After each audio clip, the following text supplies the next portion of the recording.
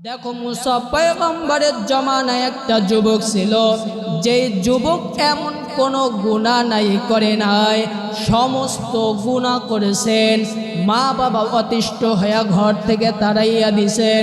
এক পর্যায়ে এলাকাবাসীও অতিষ্ঠ হয়ে মুসা পয়গম্বরের দরবারে হাজির হয়েছেন। মুসা পয়গম্বরকে ডেকে বলে, এরে মুসা পয়গম্বর, এই যুবকের কারণে তো এলাকা খারাপ হইয়া যাইতেছে, আমাদের সন্তানেরাও খারাপ হইয়া যাইতেছে। মুসা পয়গম্বর, এই যুবককে আমরা দূরে মরুভূমি পাড়ি দিয়ে জঙ্গলার ভিতরে ফালাইয়া আসি।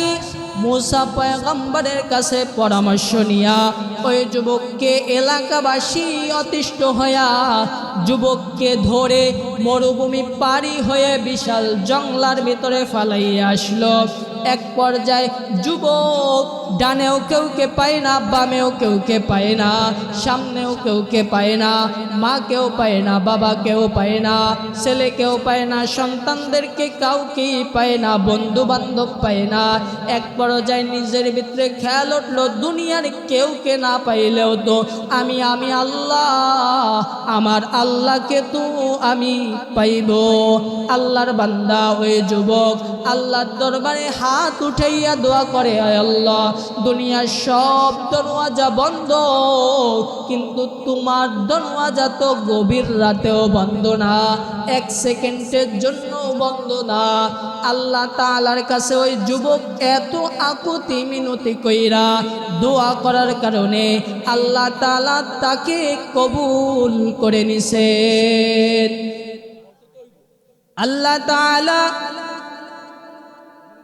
বলেন, বান্দা, তোমরা পাহাড় পরিমাণ গুনাহ লইয়াও যদি আমি আল্লাহর দরবারে হাজির হও,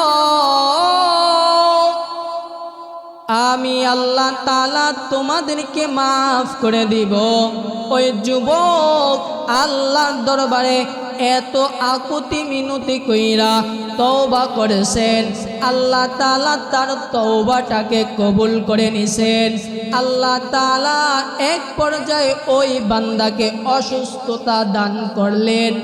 এক পর্যায়ে অসুস্থর ভিতরে দুনিয়া থেকে চলে গেলেন।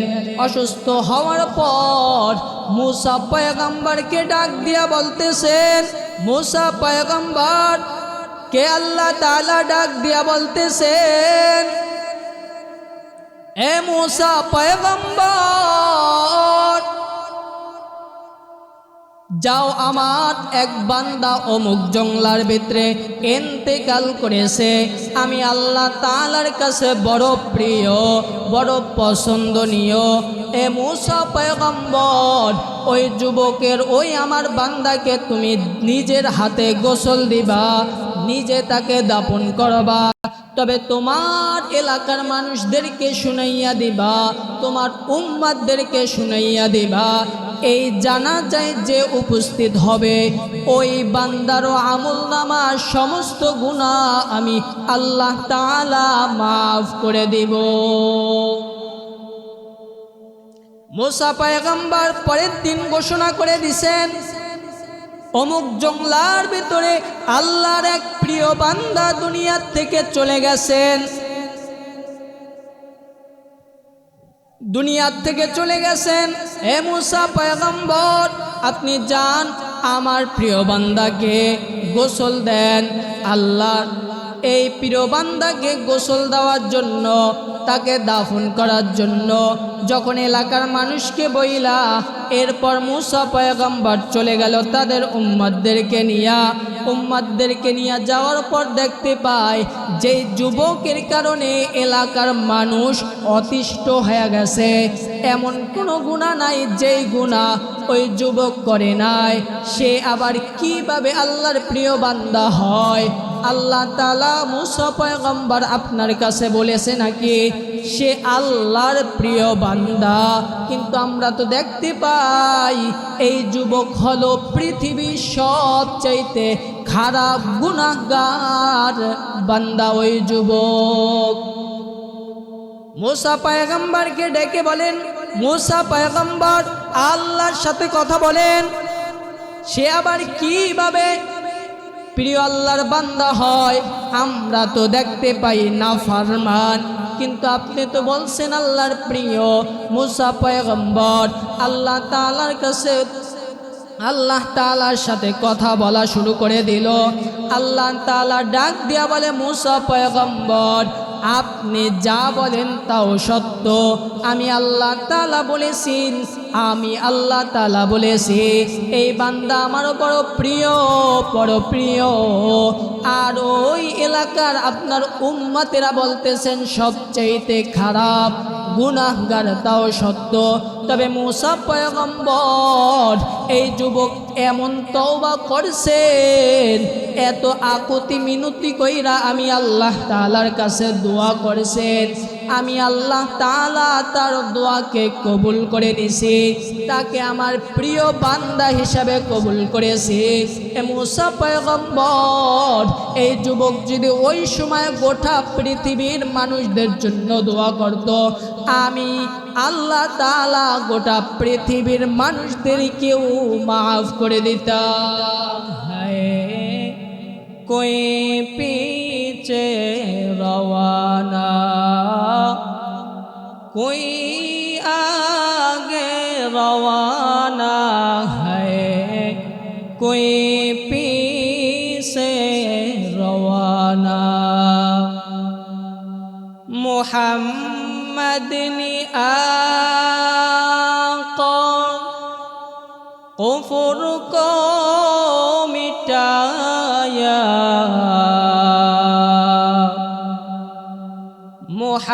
मोहम्मद ने आका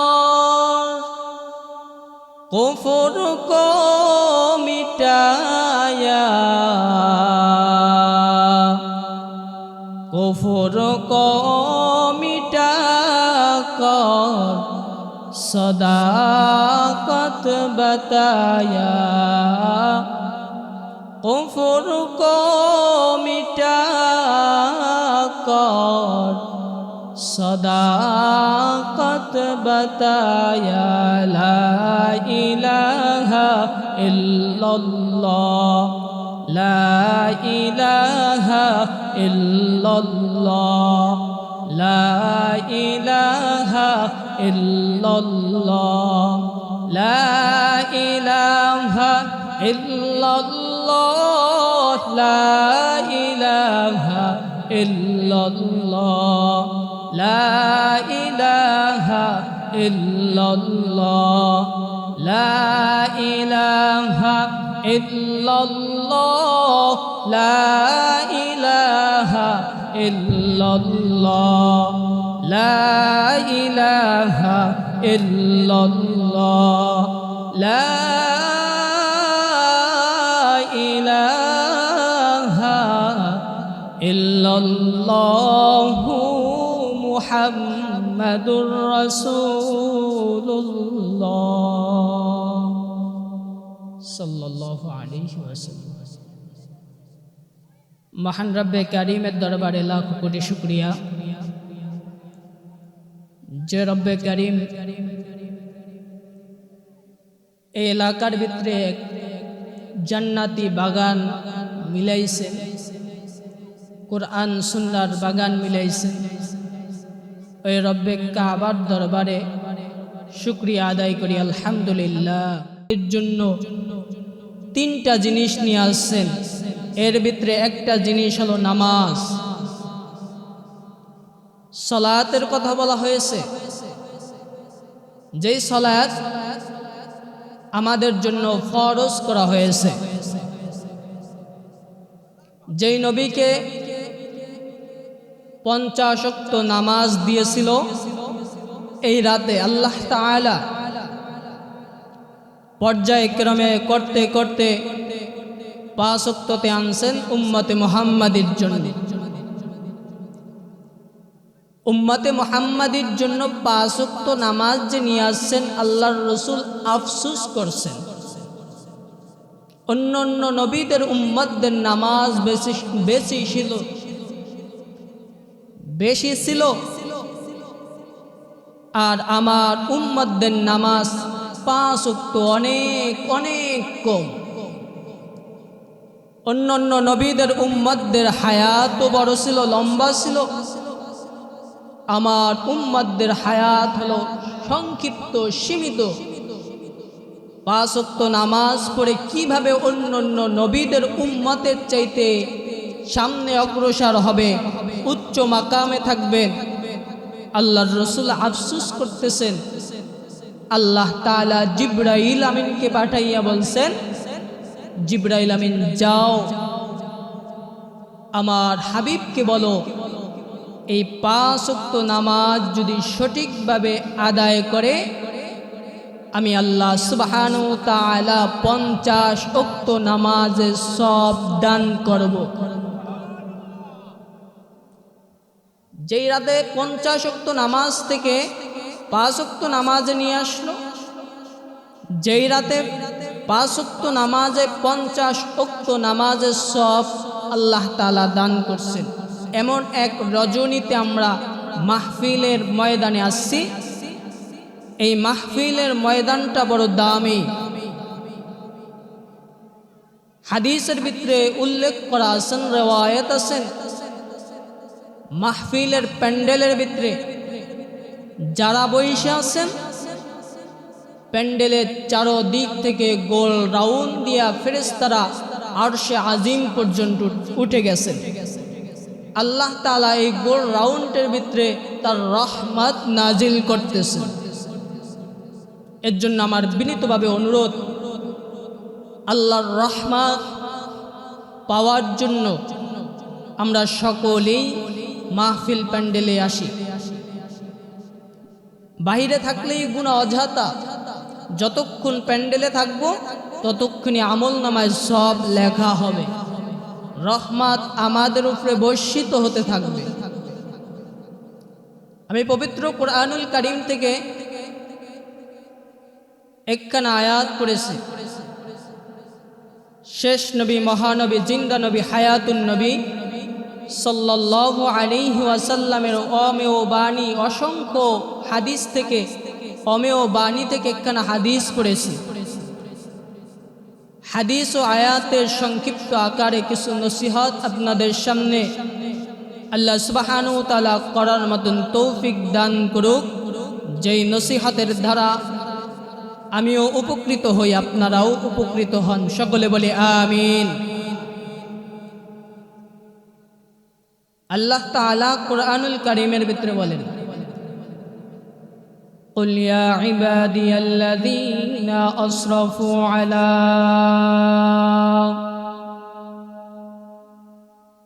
قل يا عبادي الذين أسرفوا على أنفسهم لا تقنطوا من رحمة الله إن الله يغفر الذنوب جميعا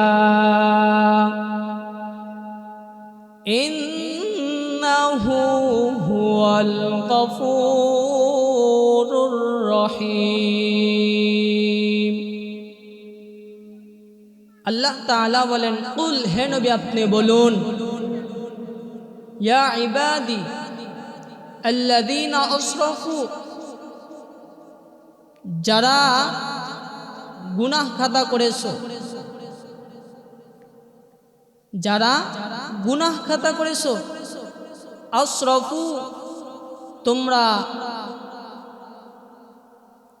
আনফুসিহিম লা তাকনাতু মির রাহমাতিল্লাহ, নফসের উপরে বাড়াবাড়ি করেছো, জুলুম করেছো, অত্যাচার করেছো। লা তাকনাতু মির রাহমাতিল্লাহ, তোমরা আমার রহমত থেকে দূরে সইরা যেও না, বিমুখী হয়ে যেও না, পথ থেকে ভিন্ন পথে চইলা যেও না। ইন্নাল্লাহা ইয়াগফিরুয যুনুবা জামিআ ইন্নাহু হুয়াল গফুরুর রহিম।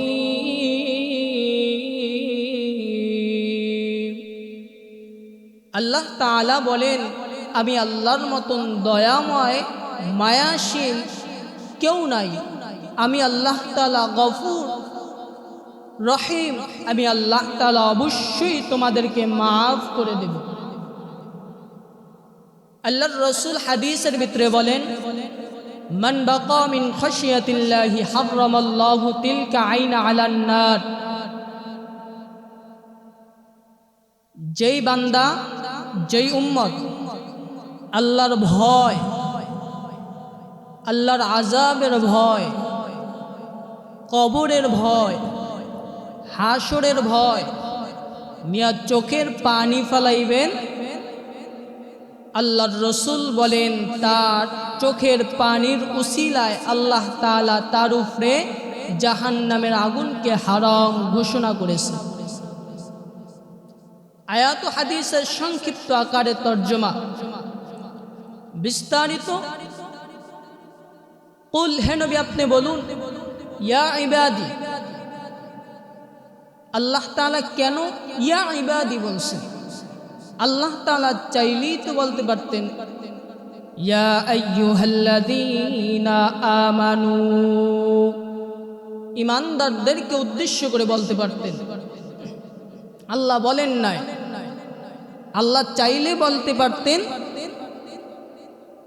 ইয়া আইয়ুহাল মুসলিমুন, মুসলমানদেরকে উদ্দেশ্য করে বলতে পারতেন, কিন্তু আল্লাহ তাআলা তাও বলেন নাই। ইয়া ইবাদি কেন বললেন? আল্লাহ তাআলা ইয়া ইবাদি বলছেন আমার প্রিয় বান্দা বান্দি। আপনিও যেরকম আমার বান্দা, আল্লাহর বান্দা, আমিও আল্লাহর বান্দা। নাকি হিন্দু কার বান্দা? খ্রিস্টান কার বান্দা? ইহুদি কার বান্দা? বৌদ্ধ কার বান্দা? আল্লাহর বান্দা। আল্লাহ তাআলা যদি বলতেন মুসলমানদেরকে উদ্দেশ্য করে ইয়া আইয়ুহাল মুসলিমুন, আল্লাহ তাআলা যদি মুসলমানদেরকে উদ্দেশ্য করে বলতেন, তাহলে হিন্দু বাদ হয়ে যাইতেন, খ্রিস্টানও বাদ হয়ে যাইতেন, ইহুদিও বাদ হয়ে যাইতেন, বৌদ্ধরাও বাদ হয়ে যাইতেন, আরও যত ধর্ম মানে অন্য ধর্মে তারা সবাই বাদ হয়ে যাইতেন। মুসলমানদের ঈমানদারদেরকে বলছেন। আল্লাহ তাআলা যদি বলতেন ইয়া আইয়ুহাল মুসলিমুন, তাহলেও মুসলমানের ব্যতীত যা আছে সব বাদ। ঈমানদারদেরকে উদ্দেশ্য করে বললে যারা ঈমান আনছেন, যাদের ভিতরে আমিনু ঈমান এনেছেন, তারা ব্যতীত সব বাদ হয়ে যাইতেন।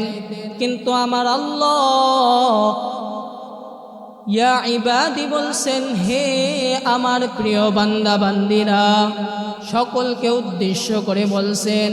এই আয়াতের মাধ্যমে আল্লাহ তাআলা পুরো পৃথিবীর মানুষদেরকে মুহাব্বতের আওয়াজ দিয়েছেন। এই আয়াতের মাধ্যমে আল্লাহ তাআলা পুরো পৃথিবীর মানুষদেরকে আশ্বাসের বাণী শুনাইছেন। আল্লাহ তাআলা বলেন, বান্দা তোদেরকে বানাইছি বড় মায়া করিয়া, মোহাব্বত করিয়া, পছন্দ করিয়া তোদেরকে বানাইছি। তোরা মুসলমান হয়েছ, তোরাও আমার বান্দা। হিন্দু সেও আমার বান্দা, খ্রিস্টান সেও আমার বান্দা, ইহুদি সেও আমার বান্দা, বৌদ্ধ সেও আমার বান্দা। আল্লাহ তাআলা ডাক দিয়া বলেন, হে হিন্দু, তোমরা যতই দেব দেবীদের পূজা করো না কেন, তোমাদের দেব দেবী তোমাদেরকে বানায় নাই।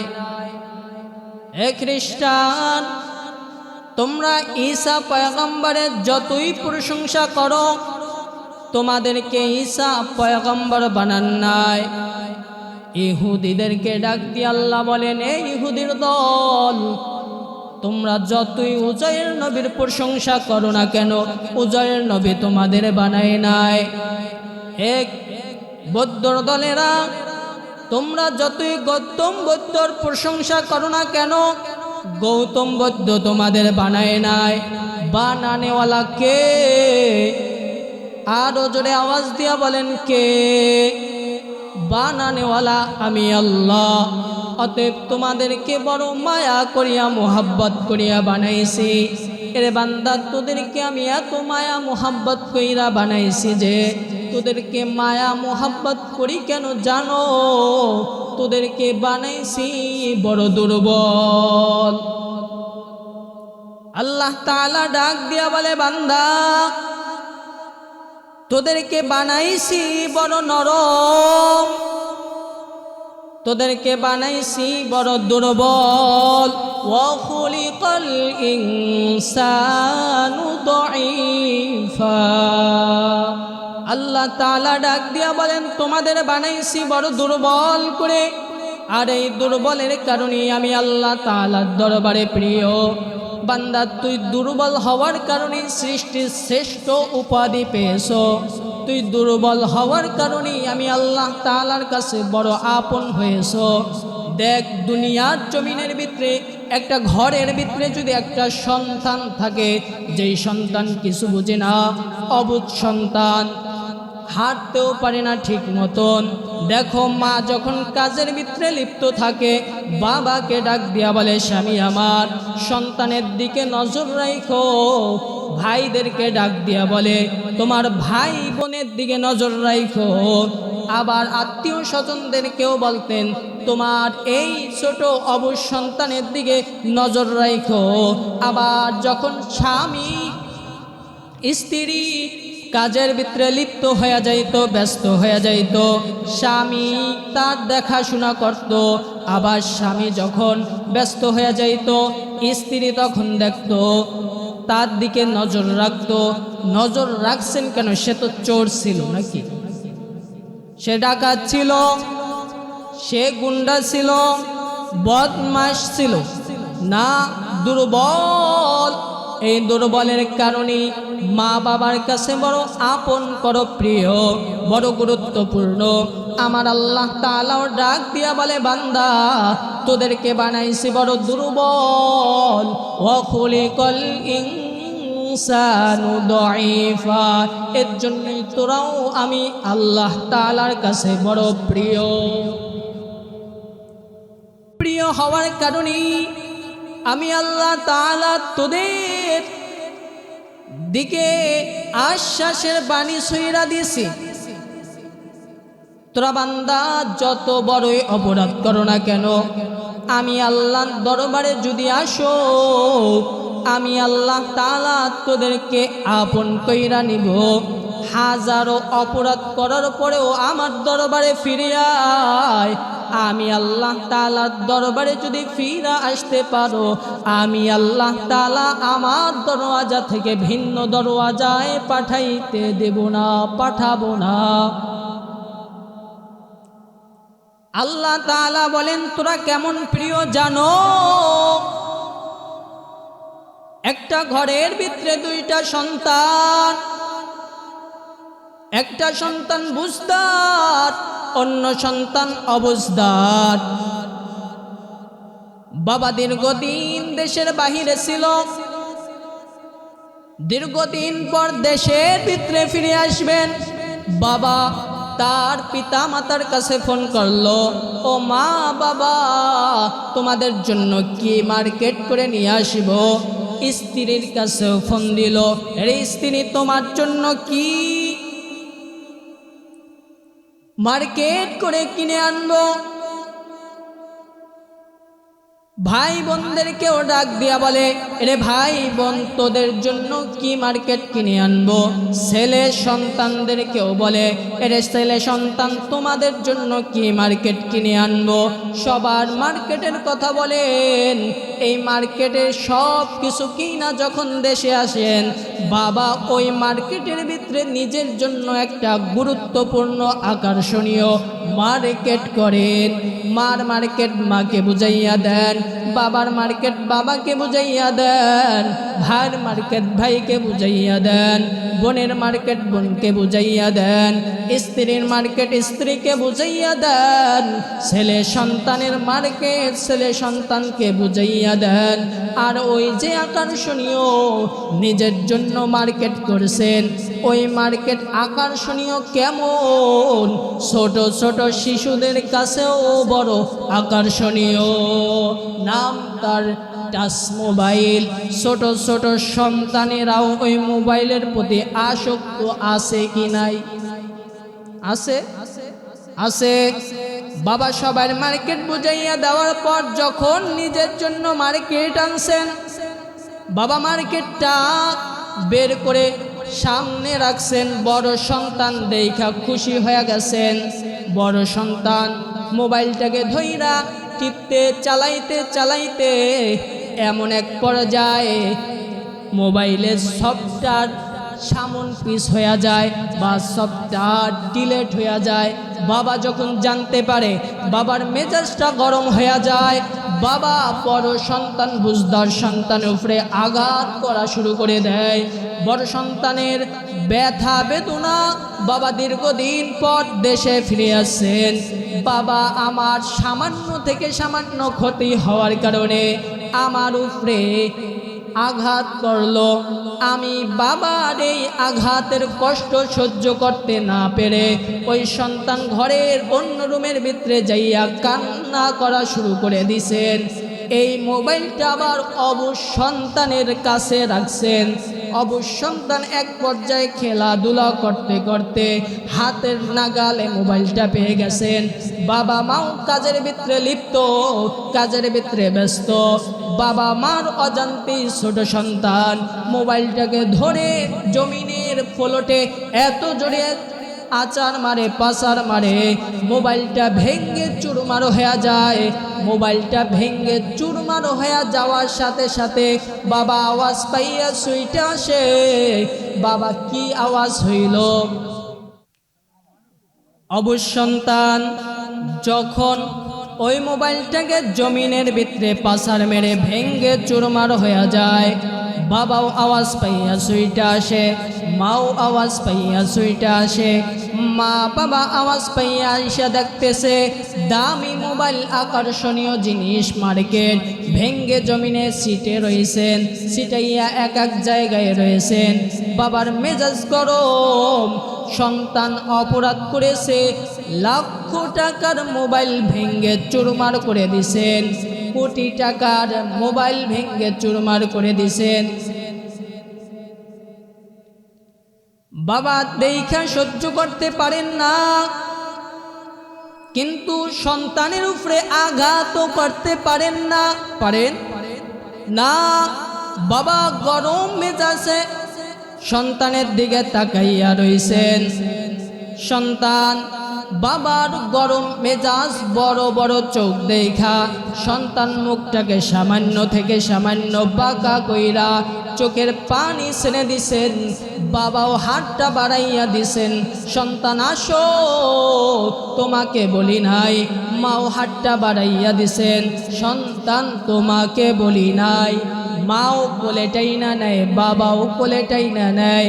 আল্লাহ তাআলা ডাক দিয়া বলে, বান্দা জমিনের ভিতরে তোদের অপরাধের কারণে আযাব দেই, গজব দেই, বালা মুসিবত দেই। যখন দেখতে পাবি আযাব, গজব, বালা মুসিবত, আমি আল্লাহর দরবারে গভীর রজনীতে উঠা চোখের পানি ছেড়ে দিবি। নিজের গুনাহের কারণে নিজে অনুতপ্ত হবে। আল্লাহর দরবারে, আমি আল্লাহর দরবারে চোখের পানি ছাড়বি। আমি আল্লাহ তাআলাও বলতেছি, বান্দা তোদেরকেও আমি আল্লাহ তাআলা আমার কুদরতি কোলে টাইনা নিব। এরে মুসলমান ইমানদার আল্লাহর গোলাম, ও এলাকার যুবক, ভালো করিয়া শুনিয়া নাও। আল্লাহ তাআলা যে আশ্বাসের বাণী শুনাইছেন, বান্দা কত গুনাহ করেছো, পাহাড় পরিমাণ গুনাহ করেও যদি আমি আল্লাহর দরবারে আসতে পারো, আমি আল্লাহ তাআলা তোমাদেরকে মাফ করে দিব, আমি আল্লাহ তাআলা তোমাদেরকে ক্ষমা করে দিব। যদি তওবার মতন তওবা করতে পারো, নসুহা তওবা, খাঁটি অন্তরের তওবা, আমি আল্লাহ তাআলাও ঘোষণা করে দিছি কুরআনুল কারীমের ভিতরে তোমাদেরকেও আমি আল্লাহ তাআলা মাফ করে দিব। ইয়া আইয়ুহাল্লাযীনা আমানু তুবু ইলাল্লাহি তাওবাতান নাসুহা। বান্দা তাওবায়ে নাসুহা করো। তাওবায়ে নাসুহা যদি করতে পারো, গুনার জিন্দেগি লইয়াও আল্লাহর দরবারে প্রিয় হতে পারবে, তোর গুনাহ মাফ করে দিবে আল্লাহ।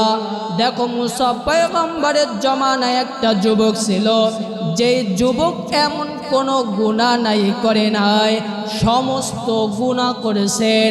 মা বাবা অতিষ্ঠ হইয়া ঘর থেকে তাড়াইয়া দিছেন। এক পর্যায়ে এলাকাবাসীও অতিষ্ঠ হইয়া মুসা পয়গম্বরের দরবারে হাজির হয়েছেন। মুসা পয়গম্বরকে ডেকে বলে, এরে মুসা পয়গম্বর, এই যুবকের কারণে তো এলাকা খারাপ হইয়া যাইতেছে, আমাদের সন্তানেরাও খারাপ হইয়া যাইতেছে।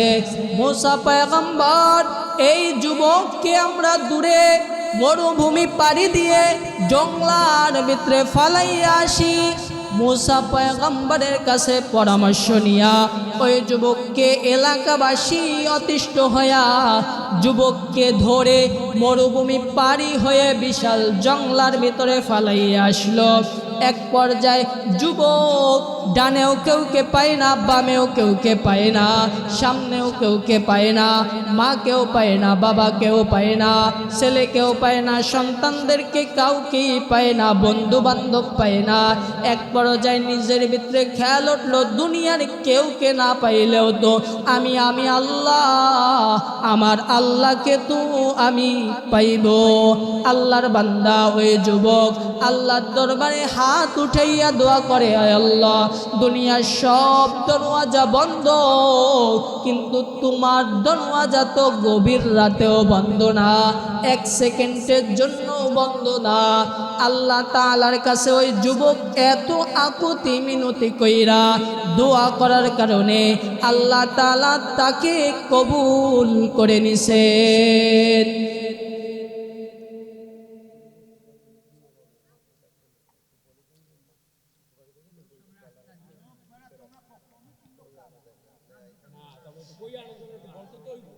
আল্লাহ তাআলা বলেন, বান্দা তোমরা পাহাড় পরিমাণ গুনাহ লইয়াও যদি আমি আল্লাহর দরবারে হাজির হও, আমি আল্লাহ তাআলা তোমাদেরকে মাফ করে দিব। ওই যুবক আল্লাহর দরবারে এত আকুতি মিনতি কইরা তওবা করেছেন, আল্লাহ তাআলা তার তওবাটাকে কবুল করে নিছেন। আল্লাহ তাআলা এক পর্যায়ে ওই বান্দাকে অসুস্থতা দান করলেন।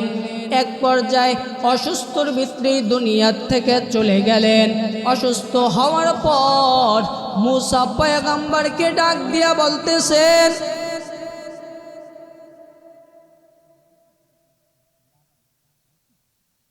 মুসা পয়গম্বর কে আল্লাহ তাআলা ডাক দিয়া বলতেছেন, এ মুসা পয়গম্বর,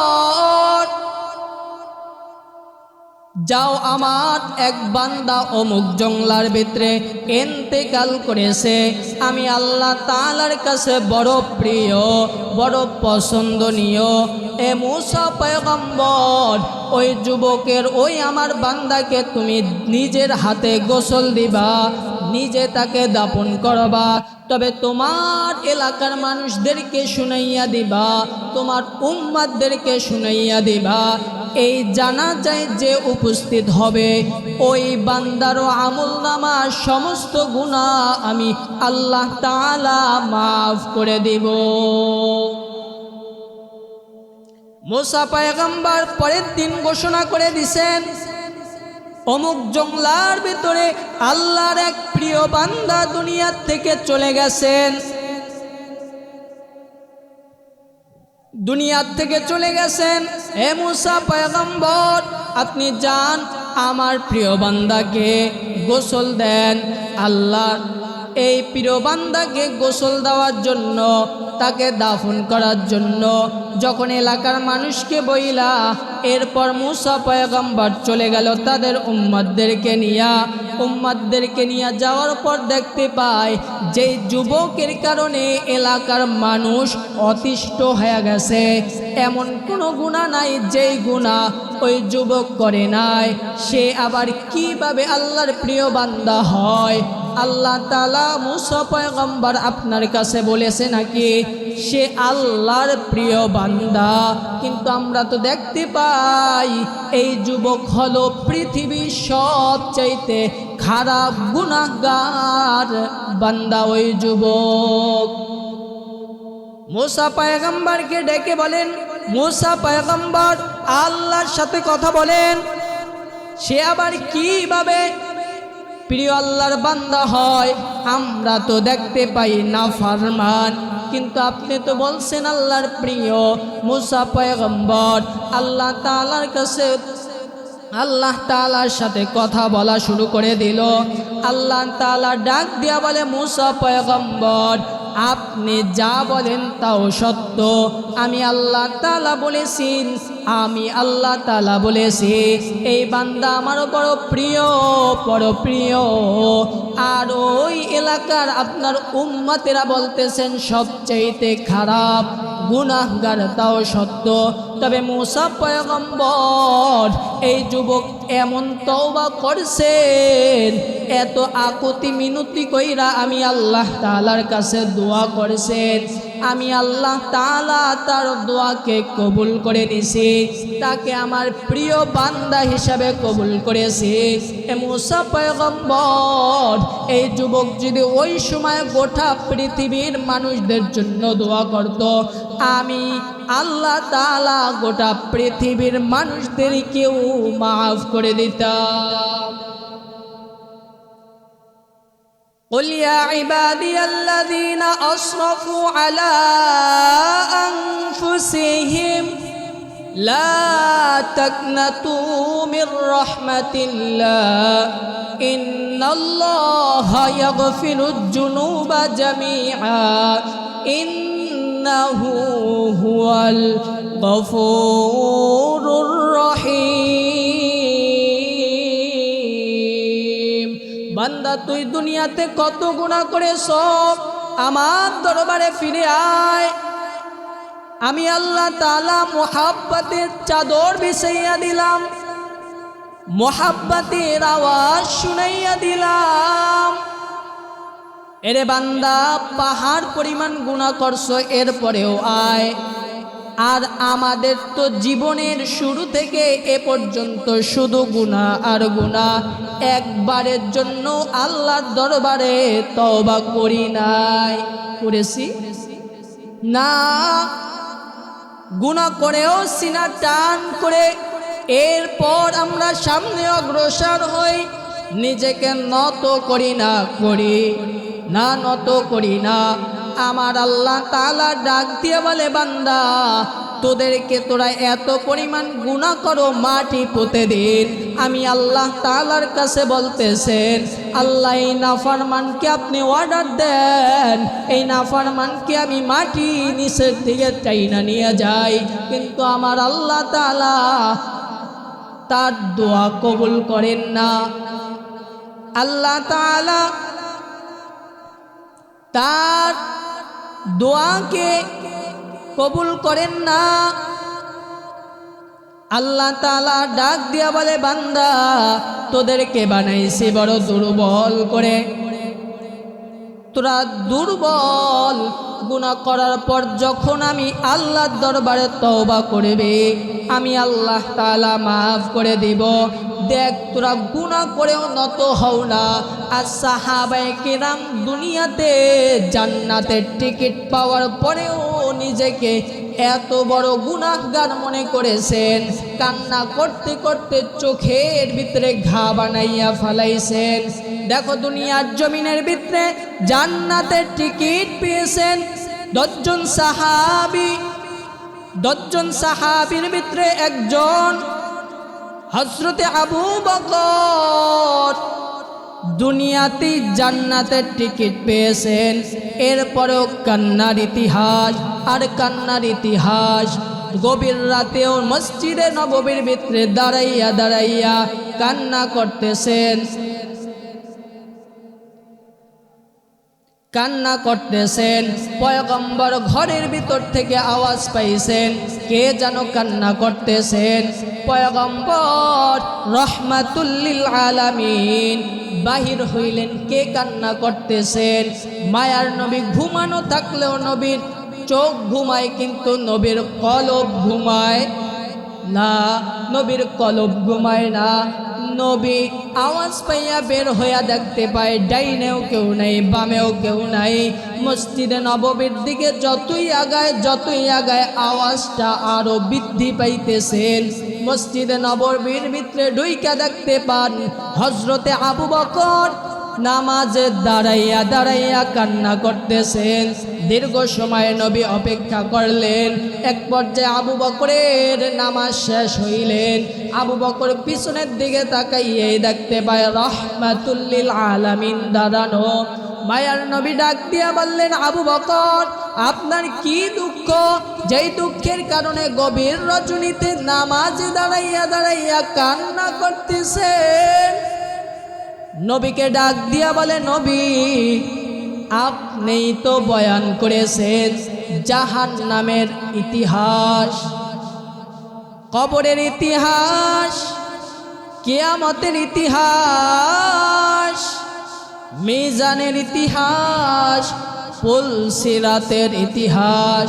ও নবী কবরের কথা স্মরণ করে, কিয়ামতের ময়দানের কথা স্মরণ করে করে কান্না করতেছি। নবী ডাক দিয়া বলে, আবু বকর তুমি তো দুনিয়াতে জান্নাতের টিকিট পেয়েছো, এরপরেও কেন কান্না করো? রহমাতুল লিল আলামিনকে ডেকে বলে, নবী আমার, আপনি জানেন আমি একটা কাপড়ের ব্যবসা করি। দীর্ঘদিন আগে আমার দোকান থেকে এক মহিলা কাপড় ক্রয় করেছে। দীর্ঘদিন পর আমি আবু বকরের দোকানে ওই মহিলা কাপড় নিয়ে আসছেন। ও নবী আমাকে ডাক দিয়া বলে, আবু বকর তোমার কাপড় তুমি নিয়ে নাও, তোমার কাপড় আমার কাছে পছন্দ হয় নাই, তোমার কাপড় তুমি নাও, আমার টাকা আমার অর্থ আমাকে ফেরত দাও। আবু বকর ডাক দিয়া বলে, নবী কিয়ামতের ময়দানে যদি আমার আল্লাহ ডাক দিয়া বলে, আবু বকর তোমার ইবাদত, তোমার নামাজ, তোমার রোজা, তোমার হজ কিছুই আমি আল্লাহ তাআলার কাছে পছন্দ হয় নাই, তোমার দান আমি আল্লাহ তাআলার কাছে পছন্দ হয় নাই, তোমার ইবাদত তুমি নিয়ে নাও, আর আমার জান্নাতের টিকিট, জান্নাতের সুসংবাদ আমাকে ফেরত দাও। ও নবী ওই সময় বলেন, আমি আবু বকরের কি অবস্থা হবে এই কথা স্মরণ করে করে আমি আবু বকর কান্না করতেছি। নবী আম্মা জান আয়েশা রাদিয়াল্লাহু তাআলা আনহুর ঘরে বৈশাও, হুজরায় বৈশাও নবী উম্মতের কথা স্মরণ করে কিয়ামতের ময়দানে কি হালাত হবে উম্মতের, এই উম্মতের কথা স্মরণ করে করে কান্না করতেছেন। এমন তো অবস্থায় আম্মা জান আয়েশা নবীকে কান্না করতে দেখে বলেন, নবী আপনি কাঁদেন কেন? আমি আয়েশা 6 বছরে আপনার সাথে বিবাহ হয়েছে, 9 বছরে আপনার ঘরে সংসারে আসছি নবী। অল্প বয়সে কোনো ভুল হয়েছে, এই ভুলের কারণে আপনি কষ্ট পেয়ে কান্না করতেছেন। নবী আমার ডাক দিয়ে বলে, আয়েশা না। নবীকে আবার আয়েশা ডাক ডাক দিয়া বলে, রসূল ও নবী আমার, আপনি কেন কান্না করেন? সাহাবায়ে কেরামের কোনো কথা বা কাজের দ্বারা কষ্ট পেয়ে কান্না করতেছেন। নবী আমার ডাক দিয়ে বলে, আয়েশা না না। নবীকে আবার আম্মা জান আয়েশা ডাক দিয়া বলে, নবী আপনি কেন কান্না করতেছেন? আপনার মা বাবার কথা স্মরণ করে গেছে, এর জন্য কান্না করেন। নবী ডাক দিয়া বলে, আয়েশা তার জন্য কাঁদি না, আমি কিয়ামতের ওই কঠিন অবস্থার কথা স্মরণ করে করে কান্না করতেছি। কি উপায় হবে আমার উম্মতদের, যেই কিয়ামতের ময়দানটা বড় ভয়ঙ্কর হবে, বড় ভয়ঙ্কর। আম্মা জান আয়েশা রাদিয়াল্লাহু তাআলা আনহা ডাক দিয়া বলে, নবী ওই কিয়ামতের ময়দান কেমন ভয়ঙ্কর হবে? নবী ডাক দিয়া বলে, আয়েশা ওই কিয়ামতের ময়দানে সমস্ত নারী পুরুষ উলঙ্গ অবস্থায় উঠবে। ও আয়েশা ওই সময় সকলেই উলঙ্গ অবস্থায় উঠবে। আম্মা জান আয়েশা ডাক দিয়া বলে, নবী কেউ কারো লজ্জা স্থানের দিকে কি তাকাবে না? নবী ডাক দিয়া বলে, আয়েশা এত ভয়ঙ্কর হবে, কেউ কারো চেহারার দিকে তাকানোর মতন সুযোগ পাবে না। সবাই পাগল পাড়ার মতন কিয়ামতের ডাইন থেকে বামে কিয়ামতের ময়দানে দৌড়াবে, পাগল পাড়ার মতন দৌড়াবে। নবীকে ডাক দিয়া বলে, নবী ওই কিয়ামতের ময়দানটা কেমন ভয়ঙ্কর হবে আরো বলেন। নবী ডাক দিয়া বলেন, আয়েশা ওই কিয়ামতের ময়দানটা এত ভয়ঙ্কর হবে, এত ভয়ঙ্কর হবে, সমস্ত নবীরা পর্যন্ত উম্মতদের কথা ভুইলা নিজের কথা স্মরণ করতে থাকবে, চিল্লাইতে থাকবে আর বলবে, আল্লাহ আমাকে বাঁচাও, আমাকে বাঁচাও। উম্মতদের কথা স্মরণ করবে না। ওই কিয়ামতের ময়দানে আল্লাহর বিচারের আদালত শুরু হওয়ার আগে জাহান্নাম পাগলের মতন হয়ে কিয়ামতের ময়দানের দিকে ছুটে আসবেন, কিয়ামতের ময়দানের দিকে আসবেন আর বলবেন, আল্লাহ জাহান্নামী গুলাকে, গুনাহগার গুলাকে আমি জাহান্নামের ভিতরে দিয়ে দাও, আমার বিচারের কার্যক্রম শুরু হয় নাই, তুমি দূরে সরে যাও। আম্মা জান আয়েশাকে ডাক দিয়া বলবেন, যখন জাহান্নাম শা শা শব্দ করে কিয়ামতের ময়দানে আসবেন, সমস্ত নবী পয়গম্বররা ভয়ে কাঁপতে শুরু করবেন, সিজদার ভিতরে চলে যাবেন আর ডাক দিয়া বলবেন, আল্লাহ আমাকে বাঁচাও, আমাকে বাঁচাও, আমাকে বাঁচাও। ইয়া উম্মতি একবারও বলবে না। আম্মা জান আয়েশা রাদিয়াল্লাহু তাআলা আনহু ডাক দিয়া বলবেন, নবী সমস্ত নবী পয়গম্বররা সিজদায় পড়িয়া নিজের কথা ভাববে, উম্মতদের কথা ভাববে না। কিন্তু নবী ওই সময় আপনি কি করবেন? নবী ডাক দিয়া বলে, আয়েশা ওই সময় আমিও মাকামে মাহবুবে সিজদায় পড়ে কাঁদবো আর ডাক দিয়া বলবো, আল্লাহ আমার একটা উম্মত যেন জাহান্নামে ঘেরাও না করতে পারে, আর জাহান্নামে গ্রেফতার না করতে পারে, জাহান্নাম গ্রাস না করতে পারে। যদি আমার একটা উম্মত জাহান্নামে চলে যায়, আমি নবী জান্নাতে প্রবেশ করব না। নবী উম্মতদের জন্য এত দরদি যে উম্মতরা জান্নাতে যাইলে আল্লাহর রসুল বলেন, আমি জান্নাতে প্রবেশ করব। যেই কিয়ামতের ময়দানটা এত ভয়ঙ্কর হবে, আল্লাহ তাআলা সূর্যটাকে চতুর্থ আসমানে ফিট করে রাখছেন। কিয়ামতের ময়দানে আল্লাহ তাআলা সূর্যকে ডাক দিয়া বলবেন, সূর্য তুমি জমিনে, তুমি কিয়ামতের ময়দানে নেমে আসো। নাফরমান কিয়ামতের ময়দানের এক হাত বা এক মুষ্টি উপরে সূর্য আসো, তোমার সমস্ত মুখ জমিনের ভিতরে ছেড়ে দাও, তোমার সমস্ত তাপ জমিনের ভিতরে ছেড়ে দাও। সূর্যের উপরে 24টা ঘন্টা অনাবরত আল্লাহর হুকুমে ফেরেশতারা ঠান্ডা পানি ঢালতে থাকেন। ফেরেশতাদেরকে ডাক দিয়ে আল্লাহ তাআলা ডাক দিয়া বলবেন, এরে ফেরেশতারা তোমরা ঠান্ডা পানি ঢালা বন্ধ করে দাও। আল্লাহ তাআলা ডাক দিয়া বলবেন, সূর্যের কিছু দূরে একটা গ্যাসের আবরণ আছেন, ওই গ্যাসের আবরণটা সূর্যের তাপমাত্রা কন্ট্রোল করেন। আল্লাহ তাআলা ডাক দিয়ে বলবেন, এ গ্যাসের আবরণ তুমিও সরে যাও, সরাসরি কিয়ামতের ময়দানে তাপ ছেড়ে দেবে। আল্লাহ তাআলা এই হুকুম পাওয়ার সাথে সাথে সূর্য সমস্ত মুখ ছাইরা জমিনের ভিতরে সমস্ত তাপ ছেড়ে দিবে। মায়ার নবী রাহমাতুল লিল আলামিন ডাক দিয়া বলে, উম্মতেরা, ওই কিয়ামতের ময়দানের জমিনটা সূর্যের তাপে তামা হয়ে যাবে। নাফরমানের মাথার মগজগুলো টকবক টকবক করে ফুটতে থাকবে। ওই নাফরমান যদি হইয়া কবরে যাও, কিয়ামতের ময়দানে যদি উঠা যাও, চিন্তা ফিকির কইরা এরপর সামনে অগ্রসর হও। যদি নাফরমান গুনাহগার হইয়া কিয়ামতের ময়দানে উপস্থিত হইয়াই যাও, তাহলে ওই কিয়ামতের ময়দানে জাহান্নামের গিরাস কইরা ফালাইবে।